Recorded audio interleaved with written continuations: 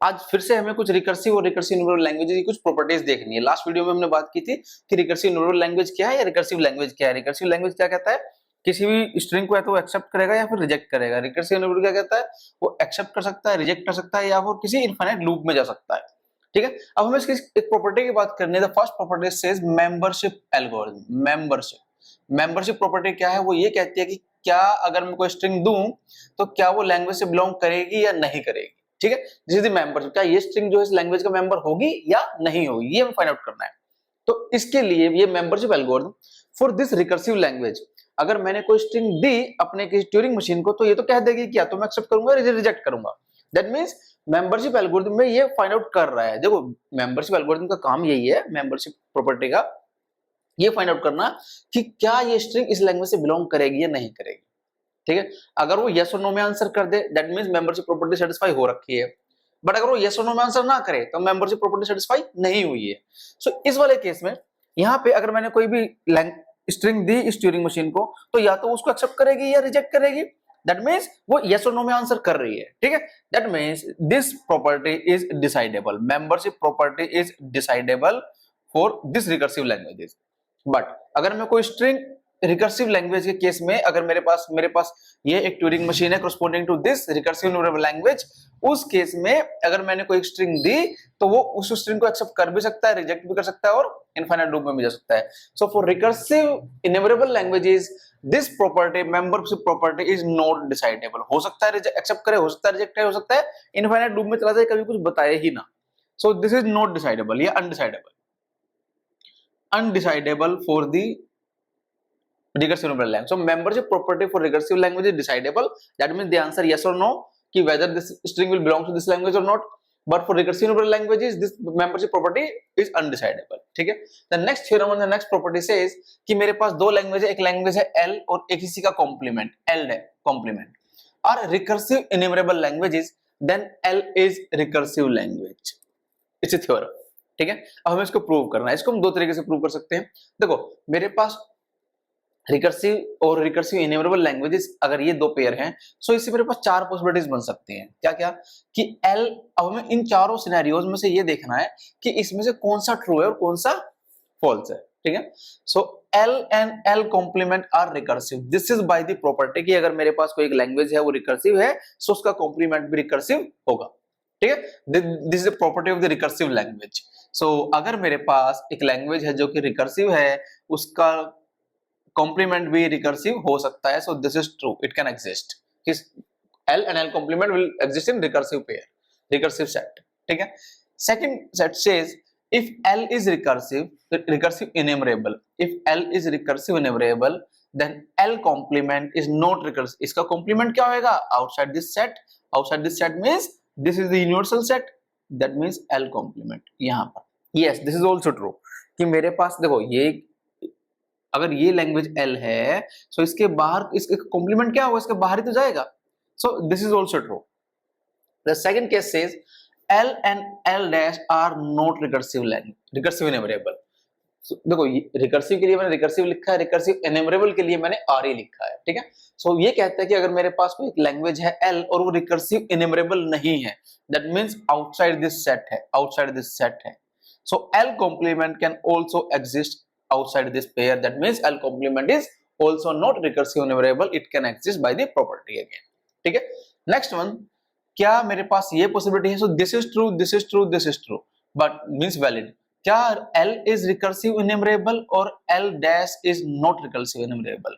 वो कहते हैं क्या ऐसा possibility true है कि L जो है वो recursive enumerable हो और L complement जो हो वो recursive enumerable वो हो, ये भी हो। This cannot be true. This cannot exist. ठीक है, सो क्यों, क्योंकि वो कहते हैं कि अगर L एक रिकर्सिव है so L complement will be existing the outside of recursive. This is true, that's why this can not be true. ठीक है, so this is a not valid case. So L अगर recursive enumerable है so L complement is also recursive enumerable. ये कहते हैं कि L and L dash are recursive enumerable languages then L is recursive. So मेरे पास वो कहते हैं कि L अगर रिकर्सिव इन्यूमरेबल है एंड L dash क्या है, वो भी रिकर्सिव इन्यूमरेबल है, तो ये केस तो एग्जिस्ट ही नहीं कर सकता।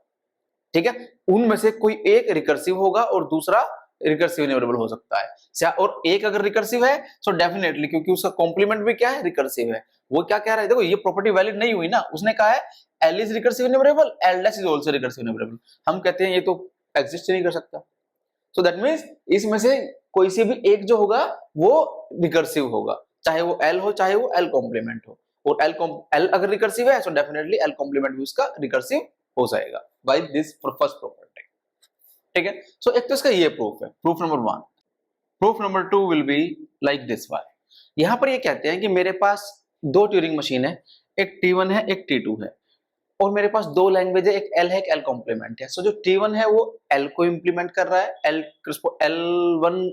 लैंग्वेज की करस्पॉन्डिंग ट्यूरिंग मशीन है, और जो T2 ट्यूरिंग मशीन है वो L कॉम्प्लीमेंट करस्पॉन्डिंग है। दिस इज समथिंग लाइक मेरे पास T1 एक ट्यूरिंग मशीन है जो L को इंप्लीमेंट कर रही है या करस्पॉन्डिंग टू L है, एक T2 एक ट्यूरिंग मशीन है जो कि L कॉम्प्लीमेंट के अगेंस्ट है। ठीक है, सो हम क्या कर रहे हैं, एक बड़ी ट्यूरिंग मशीन बना रहे हैं जो इन दोनों ट्यूरिंग मशीन को सिमुलेट करेगी। ठीक है, सो ये हमने नई ट्यूरिंग मशीन बनाई है T, जो इन दोनों को सिमुलेट कर रही है। ठीक है, अब मैंने एक स्ट्रिंग दी इस T को। ठीक है, और ऑब्वियसली T जो है वो T1 और T2 को सिमुलेट कर रही है, सो वो इसमें से किसी ना किसी एक को देगी और वो या तो एक्सेप्ट करेगी या रिजेक्ट करेगी। सो मेरे पास जब मैंने S इसको दिया T1 को, तो ये इस स्ट्रिंग को इस T1 ने एक्सेप्ट कर लिया, T1 ने एक्सेप्ट कर लिया। सो ये जो T है, जो लार्जर ट्यूरिंग मशीन है मेरे पास, जो दोनों को सिमुलेट कर रही है, वो भी इसको एक्सेप्ट कर लेगी।